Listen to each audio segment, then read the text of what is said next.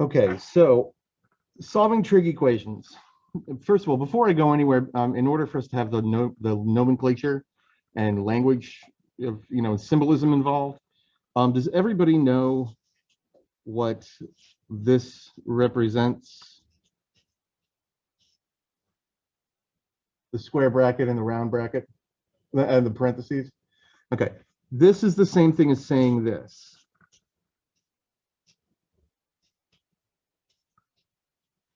A square bracket is inclusive, and an open, rounded bracket, rounded parentheses is with not inclusive. Okay, so when you see this language, that's what this is saying. Okay, you might see something like, somewhere down the road, you'll give an answer to a problem, and it'll be, like from -infinity to 0. Okay, that's what that's saying, from -infinity all the way to 0, or from 5 to 20.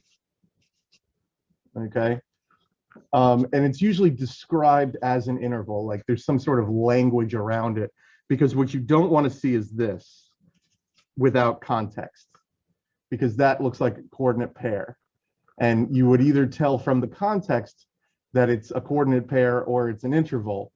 But usually they would say, with x being in the interval 5 to 20, and then you would know it's interval notation versus a coordinate pair. Okay, but anyway, IB does this all the time. This is the way that they like to do it, and so you need to know that one is inclusive and one is not. Okay, so our solutions to our equations today, unless otherwise specified, are going to be between 0 and 2 pi. I will show you how to do it for all values, okay? And we'll talk about those. So let's just do a simple basic one to kind of see how the heck we do all of this. All right, so the sine of 2x plus the sine of x is equal to 0. Okay, so when we're doing these trig equations, what we're looking for is we're looking for the specific x's that satisfy this equation. Now, this isn't the kind of thing where we can, take an arc sine, or even move the sine over to the other side, take the arc sine of both, because you'd have a negative sign in front. You see, you can't do that. See, so what we need to do is, in order to play this game, we're going to have to use our identities, our double angle identity, to break sine of 2x down. And this becomes 2 sine of x cosine of x plus the sine of x equals 0. Now, we see that we have a common denominator, so we're going to pull that out.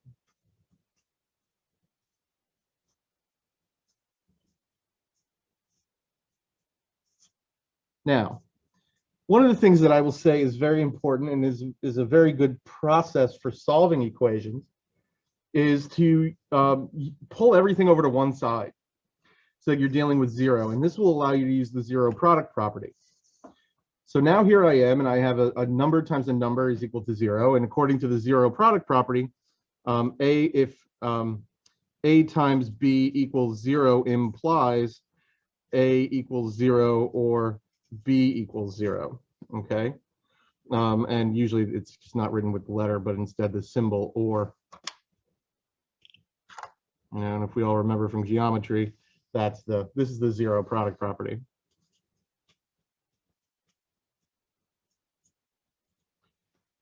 Okay, and it only works with 0. There is no 15 product property or anything like that. Okay, it only works for 0.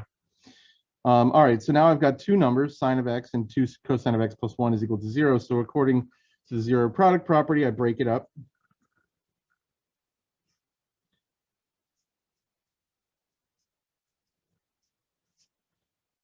And so the cosine of x is equal to -1/2. And the sine of x is equal to 0. Now, at this point in the game, what you're going to want to think about is the unit circle. And on the unit circle, which I do not have one printed, print one really fast.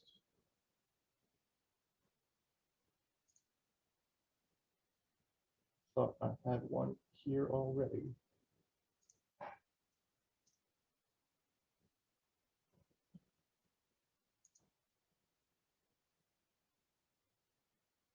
I sent you one electronically, didn't I?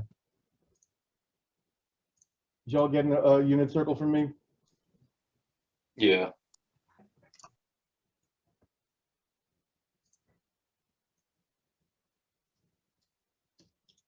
Let me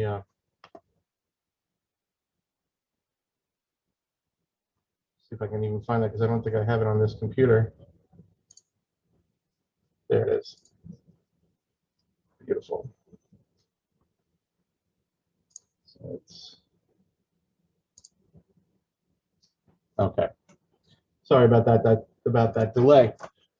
So now what we're going to do is we're going to think about the unit circle, and we're going to ask ourselves, when is the sine of x equal to 0?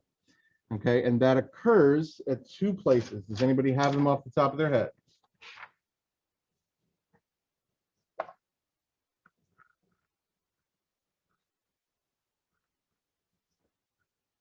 So I'm looking for the, what, say it again? 0 and 180. Yeah, okay, but we're going to, now here's the thing. Do we want to report our answer in degrees or in radians? And what you do is you look at the interval notation that they gave you. And if they gave you it in radians, you're going to answer in radians. And if they gave it to you in degrees, you answer in degrees. Okay, so that's kind of how you read the question maker's mind. Okay, what do they want? So I'm dealing with 0 and 2 pi, so I'm in radians, and the two places are 0. And I don't want to include 2 pi because 2 pi is not in the set. So just 0 and pi. And the cosine being -1/2. Okay, so if we look at the unit circle and we say to ourselves, where on the unit circle is the y value, sorry, the x value -1/2, we see it pops up in two places. Okay.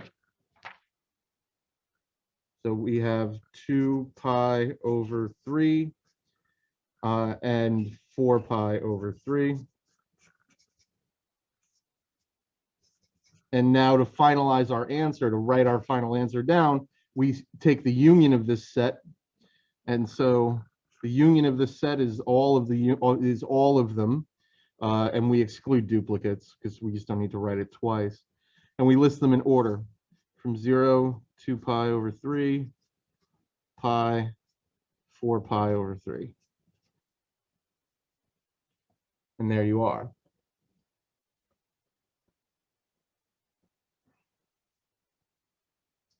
Okay. So a lot of this is going to come down to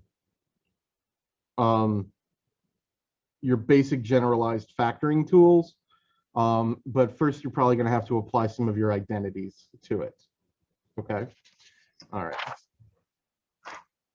So let's do.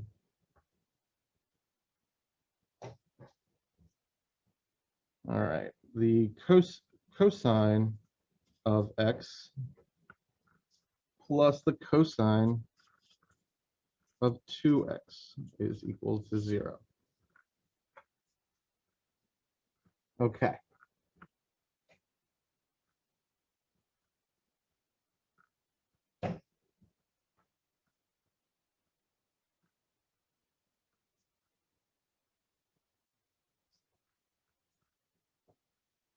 Now, we have a thing, right? We've got a cosine of 2x, which is not exactly copacetic to us right now. And we have three different choices for the cosine of 2x. Okay. Some, like, for example, the cosine of 2x is equal to 2 cosine squared of x minus 1, 1 minus 2 sine squared of x, and cosine squared x minus sine squared x. Now, for a moment, this is a judgment call, because you might be able to work it with any of them, but honestly, one of them is going to give you an answer much more straight away than that. Okay. my advice is to get it so that you have one species or one species at a time. And if you do that, my choice here is the first one. And so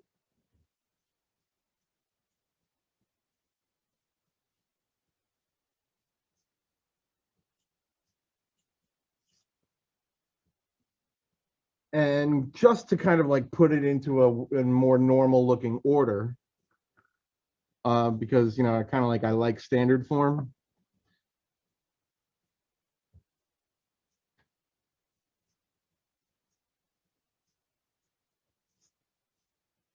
Now,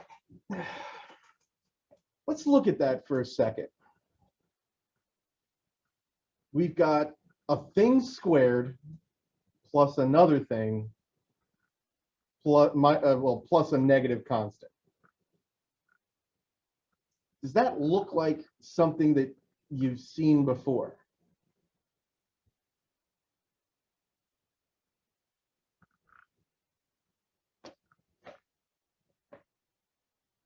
Let me give you a suggestion.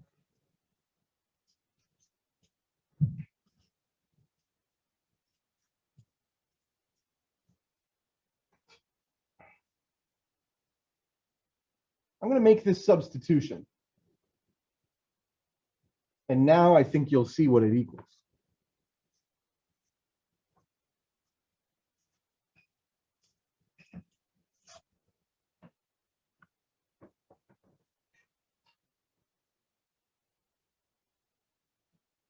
It's what? Everyone unmute. Say it. Come on. Say it. It's a quadratic. Yes, it's a quadratic. Okay. So here we have a quadratic equation couched within a trigonometric equation. And so now I can go ahead and factor this. And I will have 1 and 2.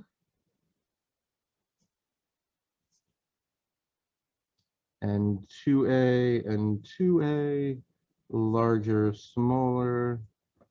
And now I let my rabbit out. And so now I have 2 cosine x minus 1 and the cosine of x plus 1 is 0. So you can factor any way you please. I don't really care if you use my bunny rabbit trick, but by the way, I just watched the very first Elmer Fudd cartoon, and he looks nothing like he does now. It's very strange. Bugs Bunny was mean, dude. He was cruel. It was not nice. All right, so anyway, I understand why Elmer wanted to get him. All right, so now setting both of these equal to 0, you get cosine of x equals 1/2, and the cosine of x is equal to -1. And now we have all of our answers. So when is the cosine of x equal to 1/2?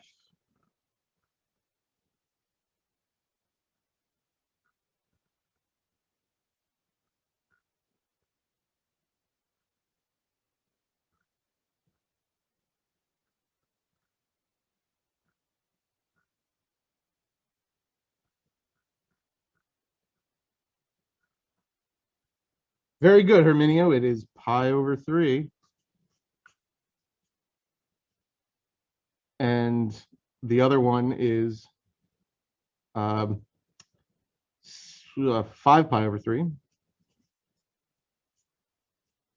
And cosine of x is equal to -1 at pi.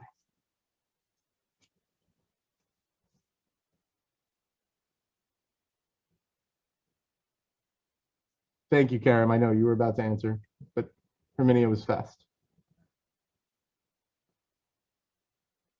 I'll get it next time. Yeah. You can just reach over and smack him. I wouldn't mind.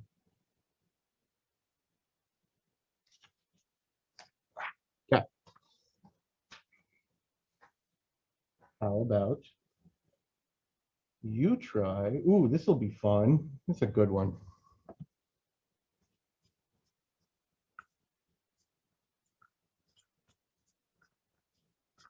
Okay, you try.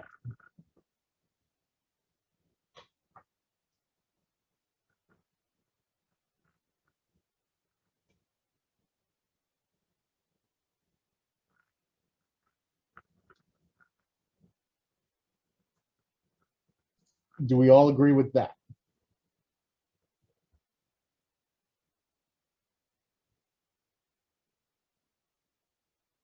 I hope that everyone at least did that step.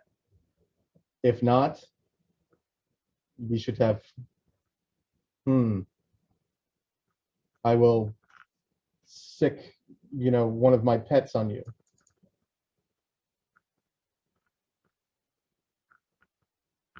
If I can get it to start.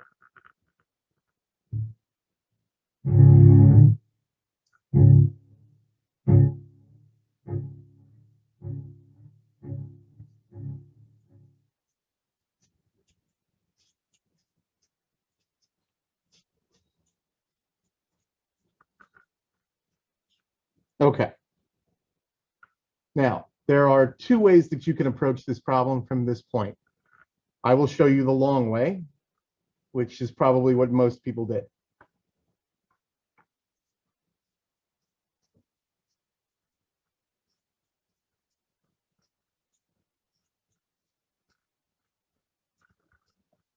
Thumbs up if you got here.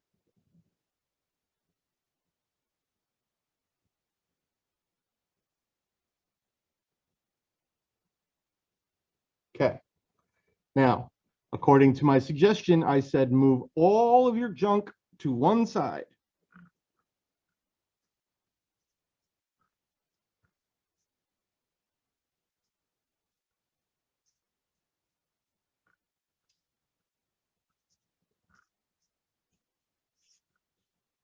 Yes?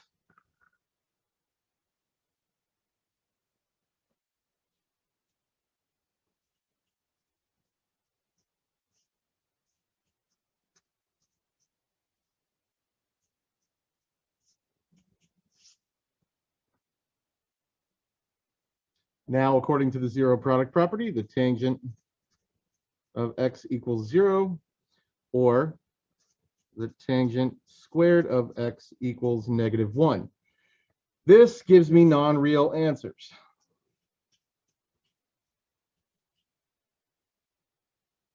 This, however, gives me 0 and pi.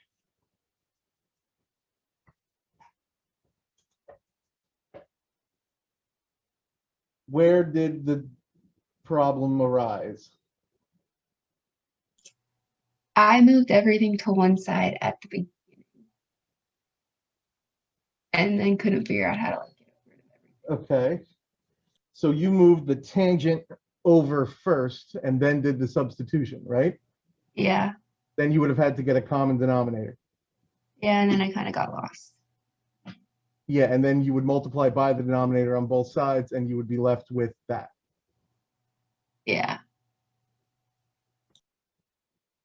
Now, in fact, at this point right here, there's a very nice trick, call it a trick, a step that you can use to speed this up much, much, much faster.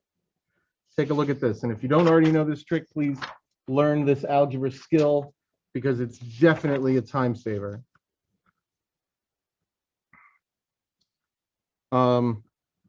Let's say I have this.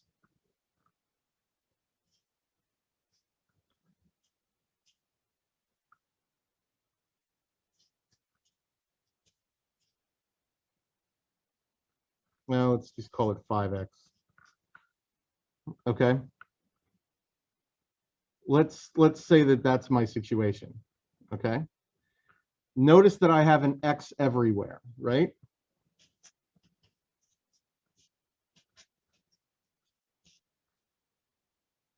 Now, if I have an x on both sides, that is a GCD on both sides, I can do this.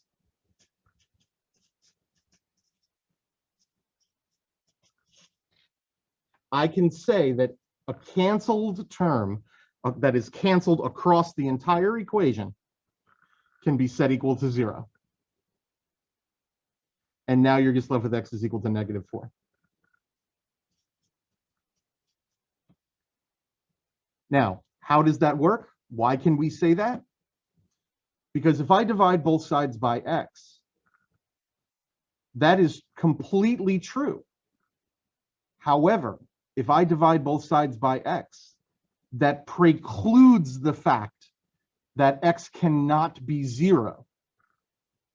So if I divide both sides by x, what I'm saying is that x cannot be 0 in order for the following to be true. But if x were 0, then I would not be able to do this. But if I look at this right here and I say, look at my original piece, if I plug in 0 into both of these locations, I get a true statement. So when you're doing, especially when you're doing quadratics, if you have something that you can cancel across the entire equation, set it equal to 0. Now, just to be 100% sure, take this equation and solve it like you normally would, and you would get x squared plus 4x is equal to 0. Factoring out the GCD gives me x plus 4. And then by the 0 product property, x is equal to 0 or -4. Okay. So I just want to point out that if you go right here at this step, what you could do is you can immediately jump to one of your answers. So I had 2 tangent of x equals tangent 1 minus or plus minus tangent squared of x. So I'm going to immediately kill those 2 terms and say tangent of x is equal to 0. And now I have 2 is equal to 1 minus tangent squared of x. Now I rearrange. Tangent squared of x is equal to 1 minus 2, which is -1, which is non-real. And now you're left with 0 and pi. So I just wanted to show that tool to you. I mean, did anybody ever know that one? You can do that. Yeah, it's a cool trick. All right. I learned it the hard way because I remember in algebra 2, I would have equations that would have x's on all of my terms, and I would just divide everybody by x. And I would be, and my teacher would say to me, you forgot that x could equal 0. And I was like, all right, well, I'm just getting this problem wrong all the time. So every time that I did that, I would just go off to the side and write x equals 0 in order to stop my teacher from marking me wrong. And then later on, I figured out why it was true. Okay. So it's a nice trick to simplify problems. All right.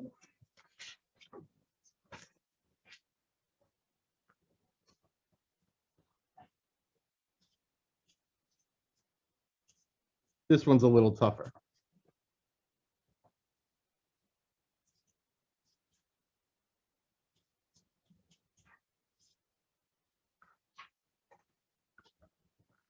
This one's got some meat on the bone.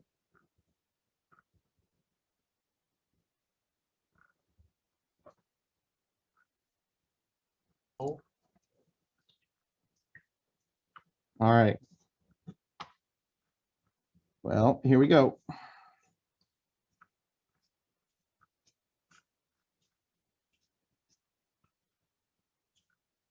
And I'm just going to move this over to the other side.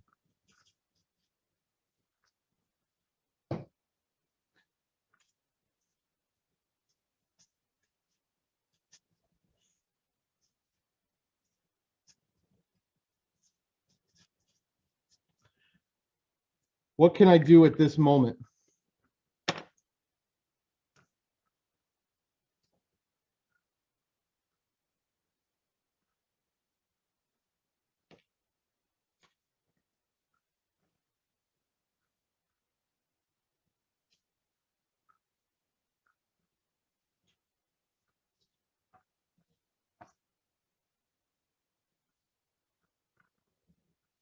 What can I do? I got something that's the same on both sides.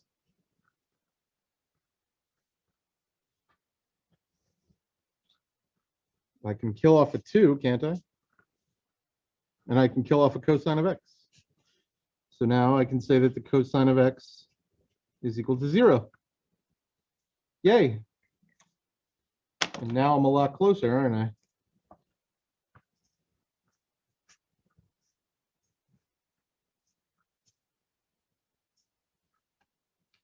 Can you go from there?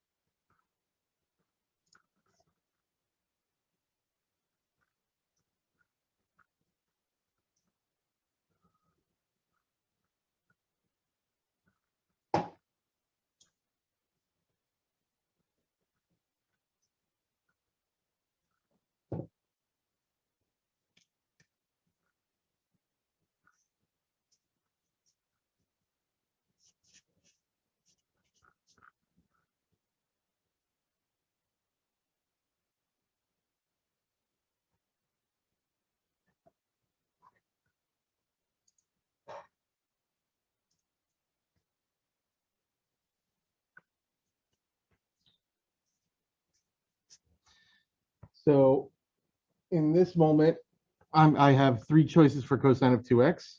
I'm going to pick the one that contains sine.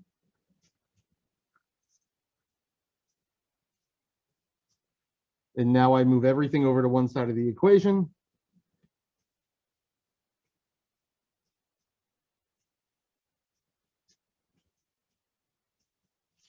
And I'll have a quadratic.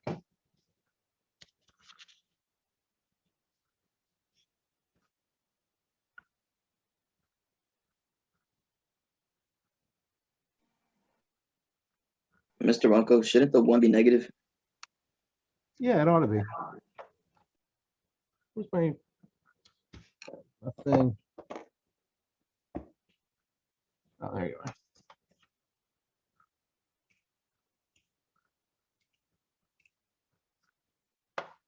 And now you factor it into 2 sine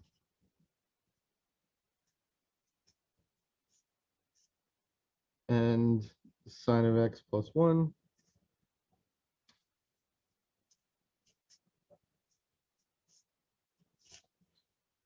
So the sine of x is equal to 1/2. The sine of x is equal to -1.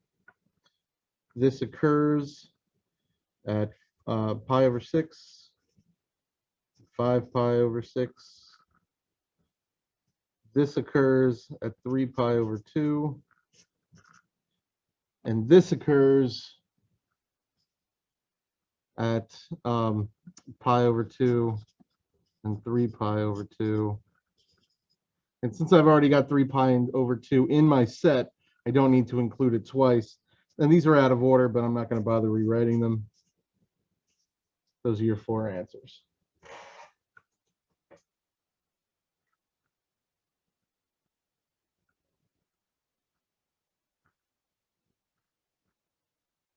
That one was tough. It was fun, though.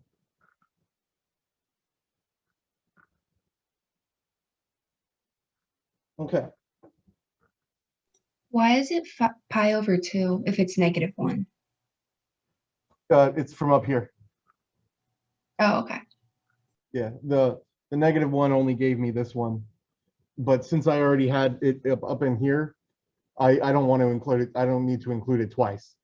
So yeah, this is true at 3 pi over 2, and this is true at 3 pi over 2. So.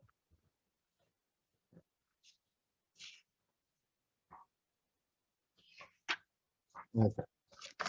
Is your brain oatmeal?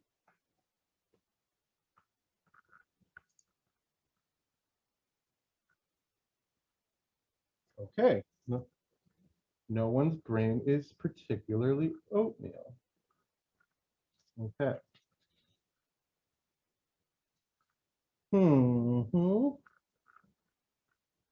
This one's, you want an easier one or a hard one?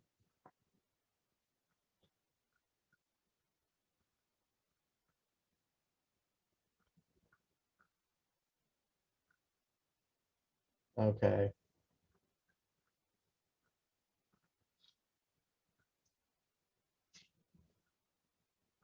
All right.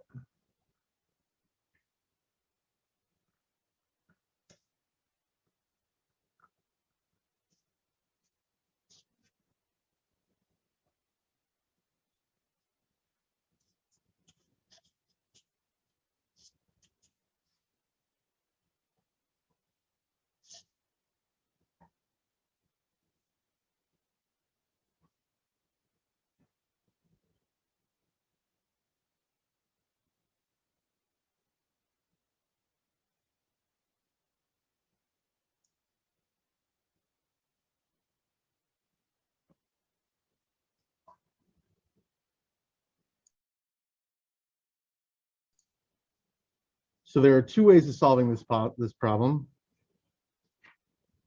Potentially 3, but one of them you have to deal with extraneous answers. But so what do we got? We got sine, cosine, minus cosine, sine equal to 0. Okay, who got there?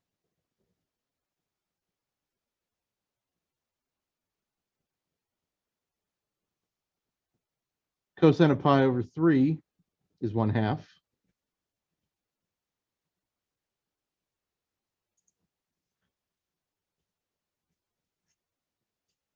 Sine of pi over 3 is the square root of 3 over 2.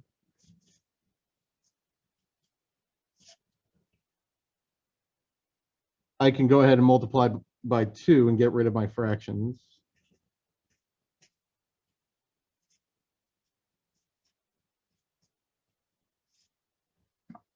Now let me ask this question. Who got here and had no idea what to do? Yeah. this is a great little question. Okay. This is where you kind of have to get creative.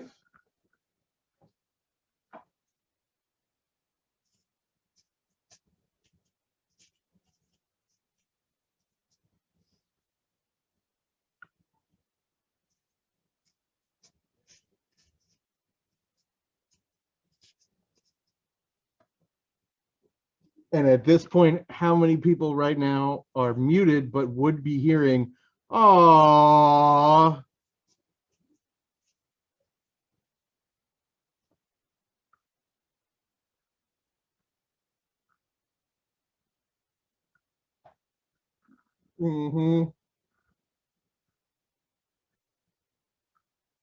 So tangent of x is the square root of 3 at pi over 6 and negative, excuse me, 7 pi over 6.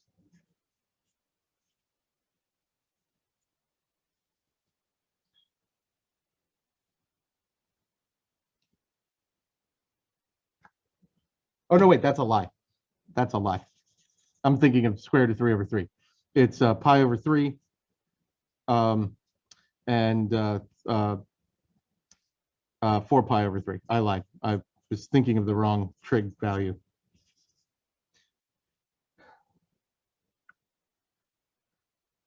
Okay.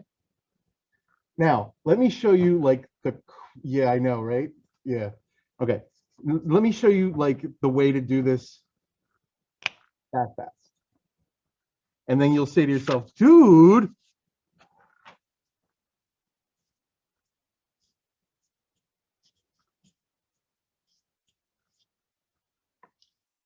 all right. Drum roll, please.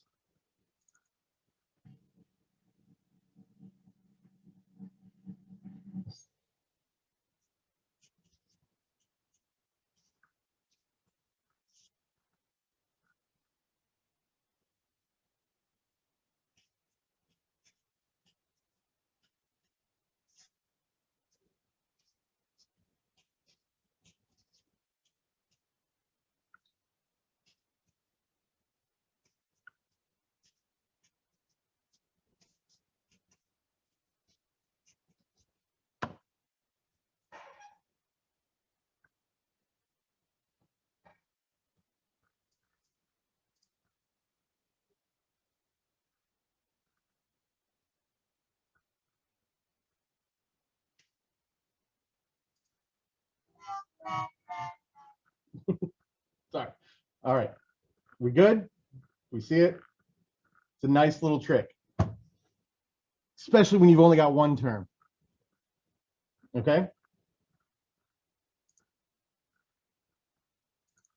Okay. I just wanted to play that sound. All right. We've got 10 minutes left.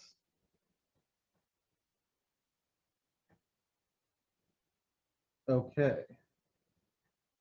Let's see if you can use that trick again.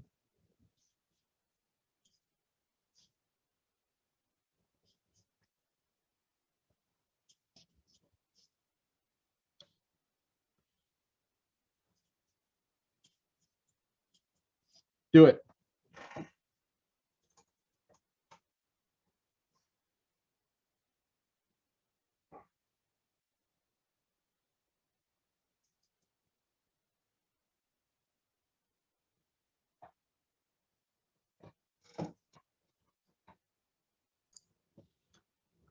So like any other algebra problem, your job is to get x alone. So the whole thing is to strip away all of the stuff around the x that you don't want. So we're going to come down to first cosine squared of x minus pi is equal to 3/4. Okay. I hope we all got there. Thumbs, we got there. Okay. Now I'm going to square root both sides.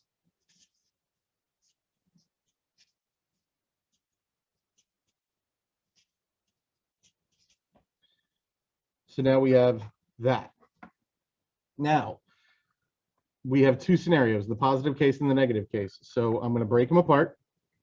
And I'm going to say the cosine of x minus pi is equal to the positive square root of 3 over 2. And now cosine is equal to the square root of 3 over 2 at pi over 6 and 11 pi over 6. And now adding a pi onto that. That gives me 7 pi over 6 and 17 pi over 6, which comes back down to 5 pi over 6. You do the coterminal angle, right? And now cosine of x minus pi is equal to the negative square root of 3 over 2. And that occurs at 7 pi over 6 and 5 pi over 6. And then when I add a pi onto that, you get 13 pi over 6, which is pi over 6, and 11 pi over 6. And so we get all of the pi over 6s.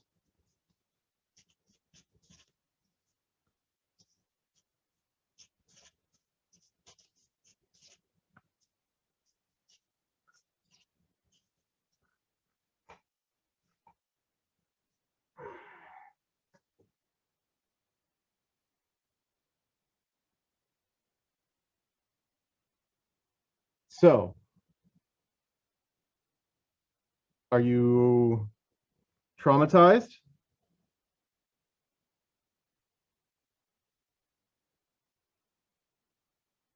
Aww. Okay. You learned a lot of tricks today. A lot of new tools today, right? Okay. So, I will be sending you a file of some problems to work on for the week. Try to get them in sooner rather than later while your brain is still operable. And in the meantime, everyone have a wonderful day. Merry Christmas, Happy New Year. Thank you. Bye. Thank you. Have a Y'all. good day. Thank you. Sure. Happy Hanukkah. Yes, sir.